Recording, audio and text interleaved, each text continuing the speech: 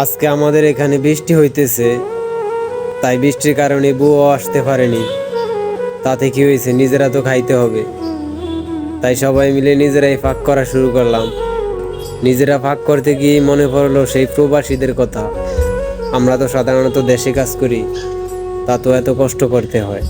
আর তোমরা যারা প্রবাসীদের গাইল দাও না, তারা যদি তাদের কষ্টটা দেখতা, তাহলে তোমরা নিজ থেকে সেলুট করতা। প্রবাসের মাটিতে সারাদিন পরিশ্রম করতে হয়, তারপর রাত্রি বাসায় এসে নিজের ফাঁক নিজেই করতে হয়। এমন এমন ছেলে প্রবাসে আছে যারা দেশে ফাঁক তো ভালো কথা, কোনোদিন প্লেট দিয়েও খায় নাই। ওই প্রবাসে গিয়া নিজেদের ফাঁক নিজেরাই করতে হয়, আবার ভোরে ঘুম থেকে উঠে সেই কাজে যাইতে হয়। শত ব্যস্ততার পর ফ্যামিলি বলেন, বন্ধু বান্ধব বলেন, সবাইকে একটু একটু সময় দিতে হয়। সত্যি বলতে তাদের কষ্টটা দেখলে বুঝতেন টাকাটা দেশে এমনি এমনি আইসা পড়ে না।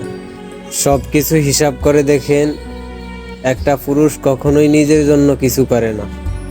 যাই করে না কেন, তার পিছনে ফ্যামিলি, প্রিয়জন, ছেলে সন্তান ওরাই ঘিরে থাকে। তারপরও দিন শেষে শুনতে হয় পুরুষ বেঈমান, স্বার্থপর। সত্যি বলতে একটা পুরুষ কখনোই কষ্ট প্রকাশ করে না, তাদের শত কষ্ট হাসির আড়ালে লুকিয়ে রাখে। দিন শেষে দেখবেন অনেক পুরুষই ওই প্রবাসী ডিপ্রেশনে মারা যায়। টাকা পাঠানোর পরও ফ্যামিলির কাছ থেকে অনেক কথা শুনতে হয়। একটা জিনিস খেয়াল করে দেখেন, আপনি বাড়ি থেকে কোনো এক জায়গায় গেলে 1 মাস থাকতে পারেন না, আর ওই জায়গায় একটা প্রবাসী 5 বছর কাটিয়ে দেয় শুধুমাত্র ফ্যামিলির সুখের জন্য।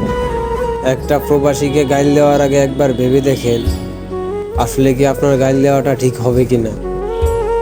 সো নিজেদের কষ্টের কারণে ভিডিওটা বানানো হয়েছে, কেউ কিছু মনে করবেন না, পারলে ভিডিওটা একটা শেয়ার দেবেন।